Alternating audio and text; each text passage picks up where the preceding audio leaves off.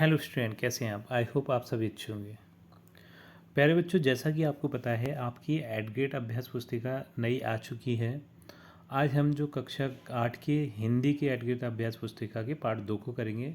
तो बिल्कुल भी देर न करते हुए बच्चों चलते हैं पार्ट 2 की ओर। बच्चों, इस पुस्तक का जो पार्ट 2 है वो है आत्मविश्वास। इस पार्ट को आपको हिंदी विषय की पुस्तक से अच्छी तरीके से पढ़ लेना है बच्चों। बहुत ही अच्छा पार्ट है बच्चों। तो इसमें कुछ हमें गाइडलाइंस दिए हैं यहाँ पर, जैसे कि हम इन्हें देख लेते हैं। शिक्षक बच्चों को निबंध विधा के बारे में बताएं।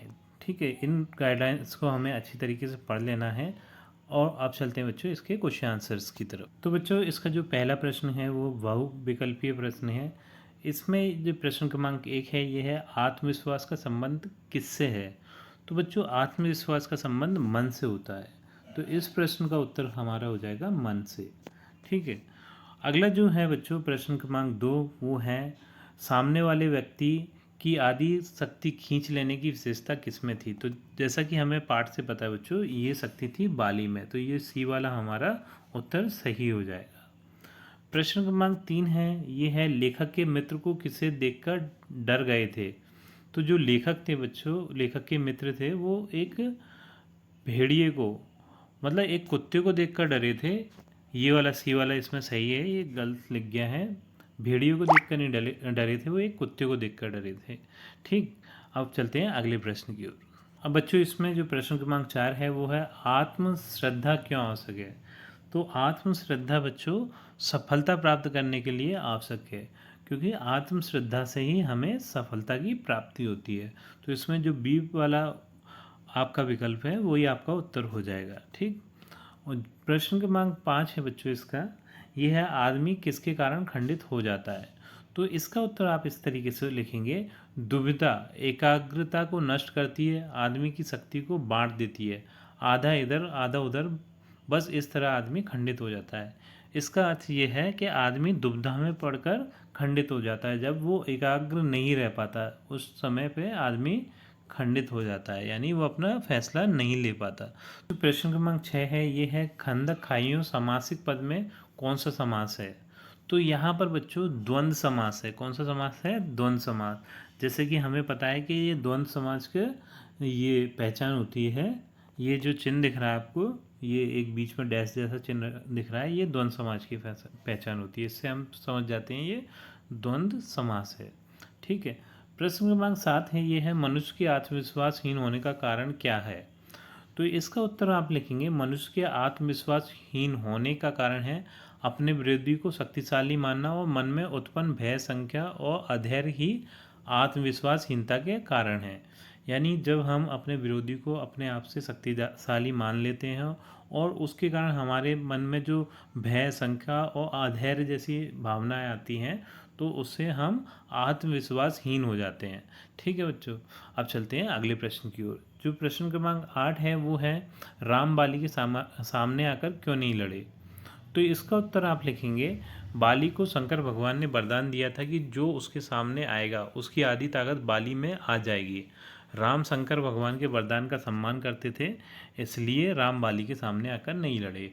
क्योंकि राम भगवान थे वो बाली को हरा सकते थे, लेकिन उससे क्या है कि जो बाली को शंकर भगवान ने वरदान दिया था उनका अनादर हो जाता, इसलिए वो उसके सामने आकर नहीं लड़े। ठीक है।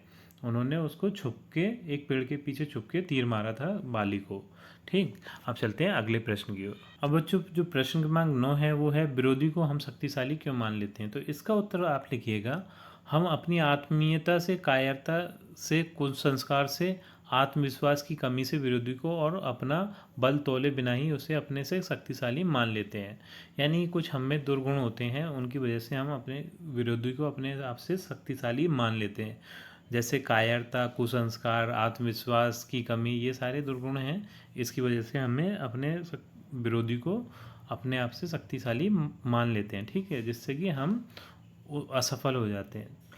अब जो बच्चों प्रश्न क्रमांक 10 है वो है, सफलता की विजय की उन्नति की कुंजी तो अविचल श्रद्धा ही है। इस वाक्य का भाव स्पष्ट कीजिए। तो बच्चों, इस वाक्य का जो भाव होगा वो हो, किसी कार्य की सफलता उसमें निहित कार्य के प्रयास में देखी जा सकती है। जीवन में सफलता की विजय उसकी ओर आगे बढ़ने का रास्ता, उस कार्य के प्रति हमारे मन में अटूट श्रद्धा है। तो यहाँ से देख के बच्चों इस प्रश्न के उत्तर को लिख लीजिएगा। अब चलते हैं अगले प्रश्न की। तो जो प्रश्न क्रमांक 10 है वो है, सफलता की विजय की उन्नति की कुंजी तो अविचल श्रद्धा ही है। इस वाक्य का भाव स्पष्ट कीजिए। बच्चों जो प्रश्न क्रमांक 11 है वो है, आत्मविश्वास पाठ के लेखक के मित्र के गुणों पर प्रकाश डालते हुए बताइए कि हमें इससे क्या शिक्षा लेनी चाहिए। तो इसका उत्तर आप लिखेंगे, लेखक के मित्र ने कुत्ते को भेड़िया समझ लिया। यह उनके मन की शंका और भय के को प्रदर्शित करता है। हमें इस तरह नहीं भागना चाहिए बल्कि मुसीबत का डटकर मुकाबला करना चाहिए और साथ ही की मदद करना चाहिए। यानी हमें ये शिक्षा लेना चाहिए कि बिना किसी परिस्थिति को देखे समझे हमें उससे डरना नहीं चाहिए, हमें उसे समझना चाहिए और उसका सामना करना चाहिए डटकर। ठीक है, अब चलते हैं अगले प्रश्न की ओर। अब बच्चों प्रश्न क्रमांक 12 है, ये है, सुभाष चंद्र बोस का प्रमुख चारित्रिक गुण क्या था? आत्मविश्वास पाठ के अनुसार कोई एक उदाहरण सहित लिखिए। तो इसका उत्तर हम लिखेंगे, परीक्षक के द्वारा किए गए प्रश्न का बिना झिझक से सटीक जवाब देना सुभाष चंद्र बोस के अटूट आत्मविश्वास का परिचायक था। यानी जो उनके परीक्षक ने जो प्रश्न उनसे किए थे उनका बहुत ही ज़्यादा उन्होंने आत्मविश्वास के साथ उत्तर दिए थे। इससे ये पता चलता है कि उनमें अटूट आत्मविश्वास था। ठीक है, तो इस प्रश्न का उत्तर आप यहाँ से देख के लिख लीजिएगा। आप चलते हैं बच्चों अगले प्रश्न की। जो प्रश्न क्रमांक 13 है, ये है, आत्मविश्वास के बूते पर जीवन में सब कुछ करना संभव है। आत्मविश्वास पाठ के आधार पर किसी महान व्यक्तित्व का उदाहरण देते हुए उक्त कथन को स्पष्ट कीजिए। तो इस प्रश्न का उत्तर आप बच्चों यहाँ से देखकर लिख लीजिएगा। अब देख लेते हैं अगले प्रश्न को। बच्चों प्रश्न क्रमांक 14 है, ये है, जो लोग हमेशा उतार की बात सोचते हैं वे उन लोगों की तरह हैं जो कूड़ा घरों के पास कुर्सी बिछाकर बैठ जाते हैं और शहर की गंदगी को गाली देते हैं। आत्मविश्वास पाठ के आधार पर इन पंक्तियों की व्याख्या कीजिए। तो इस प्रश्न का उत्तर आप लिखेंगे, जीवन में उतार चढ़ाव आते रहते हैं, अर्थात अच्छे और बुरे दिन प्रत्येक व्यक्ति के जीवन में आते हैं, लेकिन कुछ लोग केवल बुरे दिनों की ही सोचते रहते हैं। ऐसे निराशावादी लोगों पर कटाव करते हुए लेखक ने कहा है कि ये लोग उन लोगों की तरह हैं जो कूड़ा घरों के पास कुर्सी बिछाकर बैठ जाते हैं और शहर की गंदगी को गाली देते हैं, अर्थात ऐसे लोग जीवन में कुछ करना नहीं चाहते। ऐसे लोगों का दृष्टिकोण सकारात्मक नहीं होता। जीवन में उन्नति के लिए ऐसे लोग प्रयत्नशील नहीं होते। तो बच्चों इसी प्रश्न के उत्तर के साथ हमारी ये वीडियो कंप्लीट होती है। आई थिंक ये वीडियो आपको अच्छी लगी होगी। यदि वीडियो आपको अच्छी लगी है तो वीडियो को लाइक करिए, चैनल को सब्सक्राइब करिए। आपसे मिलते हैं अपनी अगली वीडियो में।